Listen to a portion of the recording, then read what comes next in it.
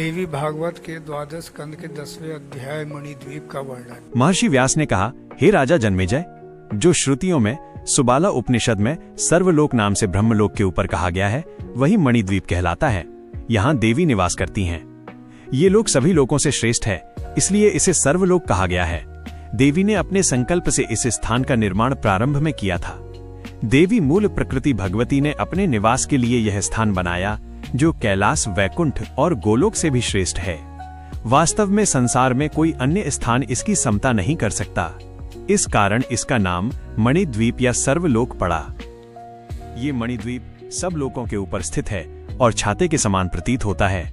इसका छाया ब्रह्मांड पर पड़ती है और संसार की पीड़ाओं को नष्ट करती है। इस मणिद्वीप के चारों ओर सुधा समुद्र नामक सागर है, जो कई योजन चौड़ा और गहरा है। उसमें वायु के प्रभाव से बड़ी बड़ी तरंगें उठती रहती हैं।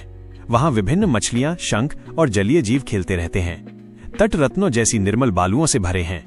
लहरों की छींटों से ये किनारा सदैव शीतल रहता है। कई झंडों से सजित जहाज आते जाते रहते हैं और रत्नों के वृक्ष किनारे की शोभा बढ़ाते हैं। इस सागर के पार एक लोह का विशाल परकोटा है, जो 7 योजन चौड़ा और अत्यंत ऊंचा है।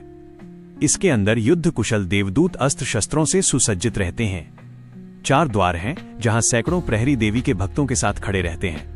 जब कोई देवता जगदीश्वरी के दर्शन हेतु आता है, उसके वाहन और अनुचर यहीं रुकते हैं। यहाँ देवताओं के रथों की घंटियों की झंकार, घोड़ों के हिनहिनाने और खुरों की ध्वनि से वातावरण गूंज उठता है।